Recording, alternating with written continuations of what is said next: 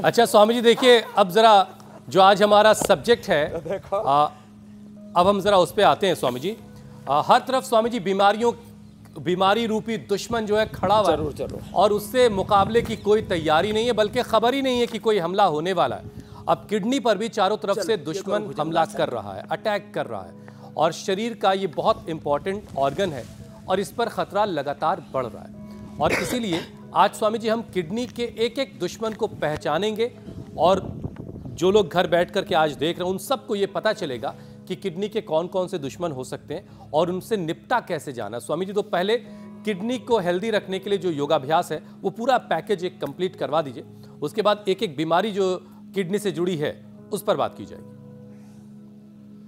तो योगिक जोगिंग सूर्य नमस्कार के बाद एक तो रोज हम ये पावर योगा कराते हैं, साधारण दंड, और फिर ये जो है ऐसे मिश्र दंड, और इतना भी ना हो पाए तो कम से कम भुजंगासन। देखो ये तो सबको करना है। भुजंगासन कर करके नूतन जी ने और सरिता जी ने अपने गांठें ठीक कर ली। ने तो कह दिया था मेमोग्राफी करवाई तो पता लगा गांठ है, बोले कैंसर होगा, मरोगी। और राज रानी ने तो मुंह के कैंसर का ही रिवर्स गियर लगा दिया। हाँ, मंगला ने स्लीप एपनिया। और ये लो भाई, लंबे लंबे श्वासों के साथ भुजंगासन से फेफड़े भी मजबूत हो जाते हैं। बचपन से सर्दी जुकाम कफ कोल्ड था साथी को, और हाँ सर्दी जुकाम कफ कोल्ड के लिए ये जो एंटीबायोटिक्स लेते हैं उससे किडनी खराब हो जाती है, लीवर खराब हो जाती है। तो स्वाति ने तो अपने लीवर किडनी खराब नहीं किया और योग से ही अपने आप को ठीक कर लिया। चलो एक तो ये करना, भुजंगासन 100 बार तक ऐसे नियम से करें। अब तो 2-3-5 मिनट लोग लगातार देख देख के ऐसे ही करते रहते हैं भुजंगासन। और एक ये पवन मुक्तासन, ये पूरा पैकेज पहले करवा देते हैं। पवन मुक्तासन 1-2 मिनट से लेकर के 5-10 मिनट, 5-10 मिनट ये पवन मुक्तासन। धीरे धीरे 1-1, 2-2 मिनट करके ये उत्तान पादासन,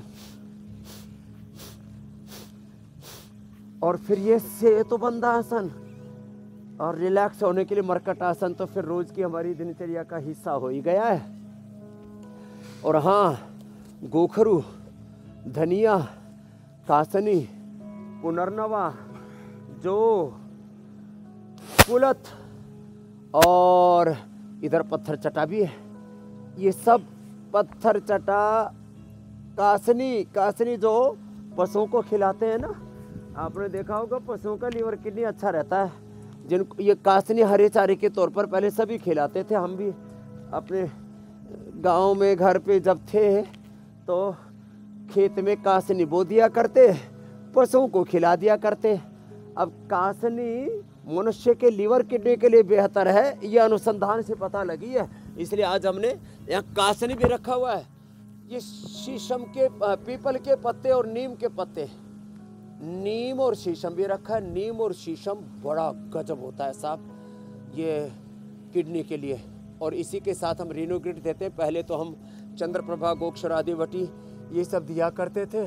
अब तो ये नीम के पत्तों का रस और पीपल के पत्तों का रस, और इसमें पुनर्नवा और मिला देते हैं। पुनर्नवा, भूमि आंवला, ये सब अजब गजब है साहब। और ये हरा धनिया की चटनी, और धनिया, गोखरू, जो कुलथ, और इनको एक साथ मिला देते हैं पंचतृणमूल को।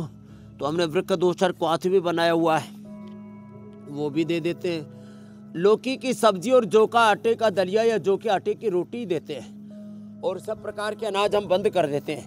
ये जो आज है इसकी भी महिमा बताते हैं।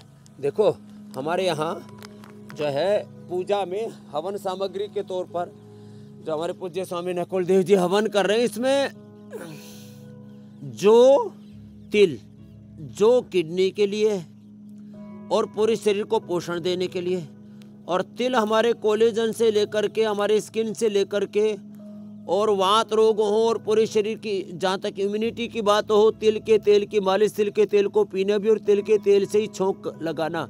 जिनकी भी इम्यूनिटी कमज़ोर है, जिनको वात दोष है, कफ दोष है, उनको इसी का प्रयोग करना चाहिए। लेकिन लोग जो है आजकल रिफाइंड ऑयल खा खा करके और जो है पूरे शरीर को, अपने जिस्म को इतने ज़्यादा केमिकल प्रोसेस होते हैं ना, उसमें जहरीला बना रहे हैं। और आज तो हम बहुत कुछ और भी बताने वाले हैं।